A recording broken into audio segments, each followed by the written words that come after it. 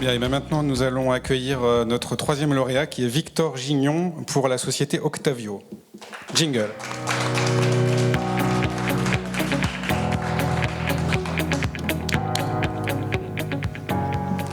Bonsoir. Bonsoir Victor. Avec vous, donc on va quitter pour un moment le champ de la santé pour aller dans celui du son et de l'audio. Vous êtes originaire, enfin en tout cas formé à la musicologie. Pas tout à fait un univers qui préfigure à l'entreprise, a priori, et bien pourtant si, vous prouvez le contraire. Vous avez monté une société qui a mis en place une solution finalement de connectivité audio à l'intérieur de la maison. Moi, ça m'a fait penser, quand vous avez expliqué la chose, à la Villa Cavrois. Je ne sais pas si ça vous parle. Il y a des haut-parleurs dans toutes les pièces. Et alors, à l'époque, c'était filaire. Mais donc, je pense que vous allez nous montrer une solution du 21e siècle. Mais vous avez 7 minutes pour nous expliquer. Merci. Alors oui, aujourd'hui, pour écouter de la musique, on passe par le sans-fil. La majorité de la musique qu'on écoute aujourd'hui, c'est par les services de streaming. En octobre, on en a écouté 2 fois plus par rapport à il y a 2 ans depuis ces services-là. Alors, ce qui se développe beaucoup en ce moment, c'est les services de streaming en haute résolution et en haute fidélité.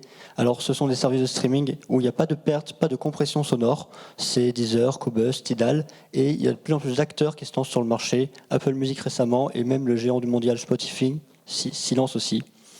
Alors, paradoxalement, nos sources pour écouter de la musique, elles sont de plus en plus qualitatives, mais la qualité d'écoute, elle se dégrade. Elle se dégrade parce qu'on n'a pas d'appareil, on n'a pas de passerelle pour profiter de ces nouvelles sources. Pourtant, on est nombreux à avoir des chaînes hi-fi de très bonne qualité chez nous, des amplificateurs dans lesquels on a investi, mais on ne peut plus en profiter, on les délaisse parce qu'ils sont plus compatibles avec une nouvelle manière d'écouter de la musique.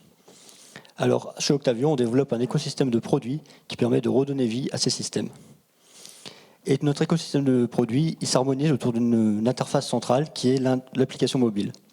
L'application mobile, c'est très important parce que c'est la première interface avec laquelle nos clients sont en interaction. Il faut donc qu'elle soit rapide, fluide, ergonomique, simple d'utilisation pour nos clients. L'application Octavio, elle intègre les plus grands services de streaming en haute résolution, que sont Qobuz, Tidal et Deezer. Elle intègre aussi les radios, les podcasts. Elle est d'une fluidité inédite pour à la fois la recherche de la musique et la diffusion de la musique. L'application Octavio permet le contrôle des appareils de notre gamme. On a plusieurs produits. Notre premier produit, c'est un streamer audio. C'est un lecteur réseau, ça s'appelle Octavio Stream. Ça ressemble à ça. C'est un boîtier qui se relie à des différents équipements audio et qui permet de les rendre connectés en leur donnant accès aux services de musique en ligne, aux radios, à la bibliothèque de musique locale. On est compatible avec les plus grands services de streaming et avec les plus grandes technologies de diffusion sonore, donc Apple AirPlay, Workflow Alexa, la technologie Uplay & Play, bien sûr le Bluetooth.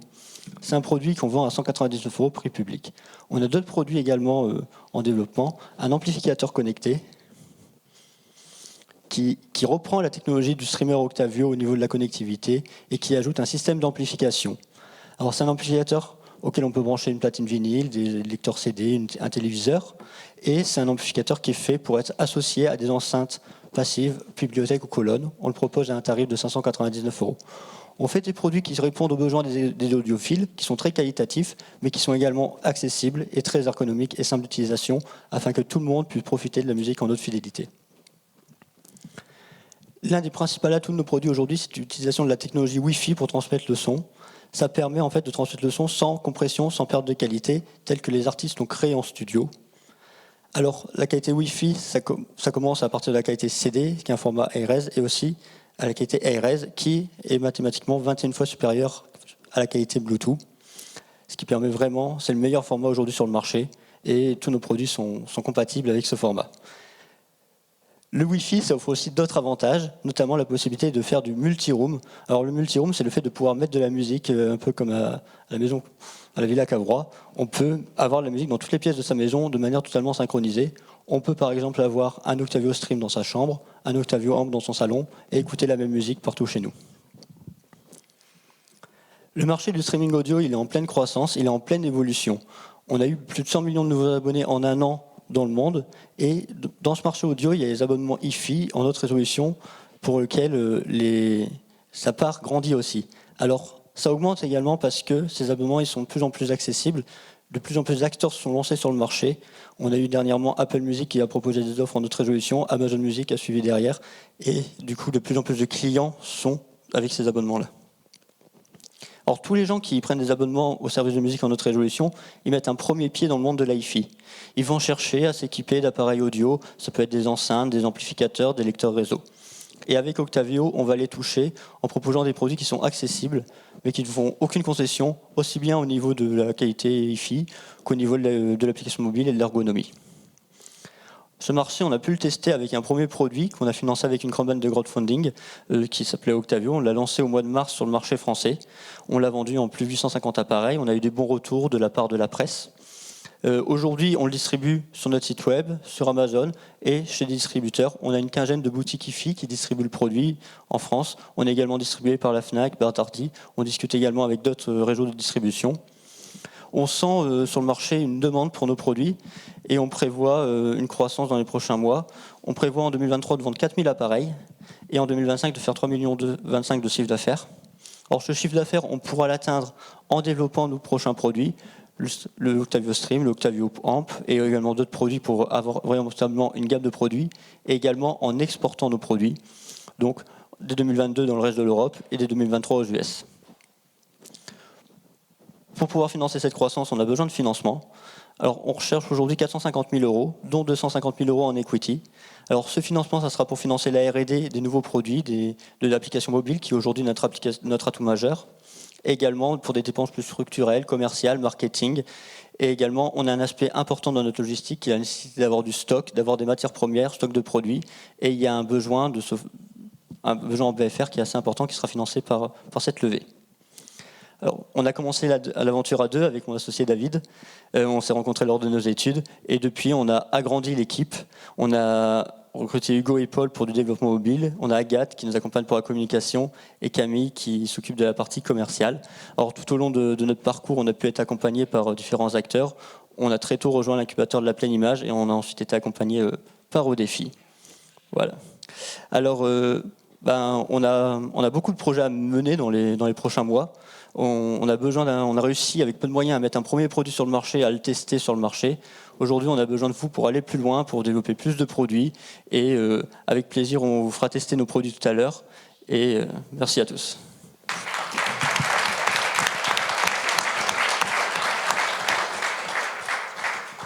Grand merci. Première question. J'ai dit tout à l'heure que vous venez de l'univers de la musique. Là, on rentre un peu dans la technique. Est-ce que vous avez trouvé des compétences d'ingénierie ailleurs? C'est vous qui avez ces compétences-là? Comment avez-vous développé ce produit? Oui, en effet, au début, mon associé et moi-même, on est tous les deux étudiants en musique musicologie, c'est là-bas qu'on se rencontre. Du coup, on est passionnés de musique, mais on est aussi passionnés par les technologies, par les nouvelles technologies. Et en fait, on a ressenti, nous, le besoin. On avait des vieilles chaînes hi-fi au tout début du projet, et on voulait les utiliser avec nos services de streaming, mais on ne trouvait pas de produits qui nous permettaient de les réutiliser. Et on a travaillé là-dessus, on en a fait notre projet de recherche lors de notre master en musique et musicologie. Du coup, on a travaillé dessus toute une année. Et ensuite, on a rejoint un incubateur. On a été accompagné à l'aspect technique. Mon associé avec plus des prérequis techniques plus que moi encore. Et on a développé comme ça le produit. Et bien sûr, on s'est accompagné pour toute la partie ingénierie mise en production. Est-ce qu'il y a du brevet ou de la propriété immatérielle? Non. Alors, il y a déjà une première question. Alors, je la pose tout de suite. Y a-t-il un décalage entre la source et le multiroom? Non, il ne sera pas perceptible à l'oreille, ça sera comme du filaire. Le décalage, il sera inférieur à 500 millisecondes, du coup on ne l'entend pas. Pas de décalage. D'accord. Alors, une question, pourquoi ça s'appelle Octavio, cette société? Alors Octavio, c'est une petite référence à notre aspect musicologique. Octavio, c'est l'octave, et l'octave, c'est deux notes qui n'ont pas la même hauteur, mais qui ont le même son. Et du coup, voilà d'où ça vient, c'est le fait d'avoir deux notes en même temps, ça fait penser aussi au multiroom, du coup voilà pourquoi Octavio, vous trouvez qu'Octavio, ça sonnait bien aussi. Je ne veux pas vous dire le contraire, oui c'est vrai. Simplement, voilà, ça tombe bien parce que la question de la salle, c'est celle que je voulais vous poser. Ça paraît surprenant qu'il n'y ait pas de produit équivalent, que vous soyez les premiers sur ce marché. Alors aujourd'hui, le marché de l'hi-fi, il est très diffusé, il est très sectorisé. Et aujourd'hui, il y a des grandes marques hi-fi qui proposent des super matériels. Sauf qu'en fait, c'est du matériel, ces marques, elles se concentrent soit sur l'acoustique, celles qui font les enceintes totalement, soit sur l'électronique, pour ceux qui font les amplificateurs. Et j'oublie totalement en fait la partie connectée qui a été saisie par les services de streaming et par les GAFAM, si je puis dire. Et en fait, aujourd'hui, toutes les solutions concurrentes, en fait, existent, mais ne sont pas faites pour le grand public, pas faites pour les utilisateurs, et même pour les gens qui se connaissent en technique, elles sont très, très peu ergonomiques. Du coup, aujourd'hui, on a vraiment un aspect différenciant sur notre application mobile par rapport aux concurrents, parce qu'en fait, c'est un sujet qui est totalement délaissé aujourd'hui. Alors, moi, j'ai une question, parce que justement, sur la concurrence, moi, j'ai des enceintes Sonos partout dans ma maison, et ça marche très bien, donc je ne comprends pas la différence, en fait. En fait, Sonos va intégrer ces enceintes dans leurs produits. Et nous, en fait, avec nos produits, on peut l'exporter avec des enceintes qui seraient de toute marque et beaucoup plus audiophiles pour le coup, parce que Sonos reste une qualité sonore très moindre. Aujourd'hui, quand on parle, beaucoup nos clients sont des audiophiles. Voilà, typiquement, de Vialet est compatible avec notre système, mais n'est pas compatible aujourd'hui au niveau de l'application de Vialet. C'est un peu un enfer. Bon, alors vous dites dans la présentation que c'est facile et que c'est assez ergonomique. Est-ce que quand on est extrêmement ignorant en technique, comme certains, c'est vraiment simple? Oui. Non, ça mérite un peu plus.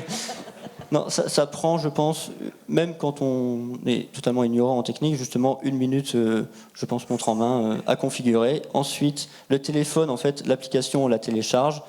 On configure son appareil simplement une fois à son réseau Wi-Fi et tous les téléphones, par exemple du foyer, qui seraient sur le même réseau Wi-Fi pourront contrôler Octavio, contrôler la musique. Ça agit vraiment comme une télécommande ensuite. L'appareil il est autonome en lui-même, c'est sa force d'utiliser le Wi-Fi et du coup totalement indépendant de qui se connecte dessus. C'est vraiment assez simple. Ok. Thomas ? Non, il y a une question, alors, est-ce que c'est fabriqué en France? On est très... économie circulaire aujourd'hui, enfin c'est économie circulaire, on est très défense de la France et dépendance de l'Asie pour les composants. Et vous pouvez nous rappeler le prix également de votre magnifique petit boîtier? Alors le streamer il est vendu 199 €. Aujourd'hui il est fabriqué en France en partie, c'est-à-dire que tout ce qui est boîtier, packaging, tout ce qui est fait localement, c'est fait localement. La partie électronique, c'est fait en Asie et c'est importé pour être assemblé chez nous à Tourcoing, dans nos locaux. Du coup, on a forcément une dépendance par rapport à l'Asie pour les composants, mais c'est quelque chose qu'on anticipe. C'est aussi pour ça qu'avoir un stock de matières premières, c'est important, histoire de pouvoir être le plus indépendant possible. On travaille beaucoup là-dessus aussi. Alors, comment on se fait connaître? Parce que pour l'instant, là, le boîtier, vous disiez, il n'y a pas encore beaucoup de ventes. Comment on arrive à se faire connaître quand on est un nouvel entrant? Alors, aujourd'hui, on arrive à se faire connaître, c'est principalement en faisant essayer les produits. Du coup, pour nous, c'est très important de passer par des distributeurs et des revendeurs qui vont pouvoir aussi rassurer les clients. Parce que c'est vrai que acheter un produit sur Internet, surtout dans l'audio, quand on ne l'a pas écouté, ça peut être compliqué. Aujourd'hui, on a une force, c'est qu'on connaît nos clients, ce sont pour le moment les audiophiles. Du coup, on peut les cibler avec des médias spécialisés. En fait, on envoie le produit en test à des influenceurs, ou pas forcément des influenceurs, à des experts vraiment du domaine, des personnes qui écrivent pour des blogs comme Cobuzz, pour Watifi. Ils testent le produit, et à chaque fois qu'il y a des articles comme ça fait aussi parler le produit. Et aussi, c'est une communauté qui parle énormément ils parlent entre eux. Et du coup, dès qu'il y a des forums où on peut parler de nous, les gens, il y a aussi beaucoup de bouche à l'oreille, de la recommandation d'amis. Il y a certains clients qui se font des soirées pour tester les lecteurs réseau et les comparer. Alors, il y a une petite question, il y a déjà un acheteur visiblement dans la salle. Il faut un boîtier par paire d'enceintes ou alors il suffit d'un seul boîtier pour toute la maison? Et une question secondaire, aujourd'hui vous avez déjà fait un peu de chiffre d'affaires ou pas encore? Oui. Comme je disais, on a vendu 850 appareils. Il y avait des réductions pour les préventes, mais on a fait à peu près 80 000 € de chiffre d'affaires sur la première version, sachant que le prochain boîtier qui sortira sera une nouvelle version plus évoluée par rapport à la première qui était plus un test marché. Et oui, il faut un boîtier par paire d'enceintes parce qu'en fait, chaque boîtier sera relié à l'enceinte ou l'enceinte si elle est active ou l'amplificateur. Et ensuite, pour faire du multi-room, donc avoir associé un boîtier par paire d'enceintes et ensuite on les retrouve tous sur l'application. Une question sur le business model, parce que tout à l'heure on voyait la courbe des ventes qui explose rapidement. C'est plausible aujourd'hui? Non, mais je pose la question comme je la pose à n'importe quelle personne que je rencontre en tant que journaliste économique. Oui, plus on avance, plus c'est plausible et c'est même plutôt réaliste en fait. En fait, là, avec le développement de gamme de plusieurs produits, forcément, le chiffre d'affaires va monter. Et avec le développement de nouveaux marchés, avec l'export, je pense à l'Allemagne, qui a aussi un gros marché, le chiffre d'affaires va forcément monter. Et là, on voit sur les dernières tendances dynamiques, par exemple, le mois dernier, on a vendu 300 appareils. On est plus dans une problématique où on n'avait pas autant anticipé ces ruptures. En fait, c'est un marché qui est énorme. Puis vous êtes déjà donc référencé chez Amazon et chez Fnac, c'est ça, non? Pourquoi vous ne passez pas par des revendeurs, justement? Là, c'est le contraire, en fait, du pitch précédent. C'est-à-dire que comme le volume, le marché, il est colossal, il est beaucoup plus important. Là, on se dit, vous pourriez être doublé demain. Vous pourriez être doublé par quelqu'un qui copie votre produit. Oui. Bien sûr. En fait, on a un avantage aujourd'hui qui est l'application mobile. Et aujourd'hui, les fabricants d'enceintes, audiophiles, n'ont pas d'intérêt à doubler. En fait, on est vraiment sur un marché où il n'y a personne et où il y a des clients qui attendent ça. Soit il va y avoir des acteurs qui vont se concentrer pour des produits très grand public, qui vont proposer des produits très accessibles, très abordables, de mauvaise qualité, dont la plupart des clients ne seront pas satisfaits. Et d'autres acteurs qui vont être beaucoup plus très audiophiles, proposer des produits très très haut de gamme. Et en fait, il y a vraiment une place entre les deux pour les personnes qui demandent ça, qui sont en attente de produits comme Octavio dans cette gamme. Merci beaucoup Victor Gignon, qu'on applaudit.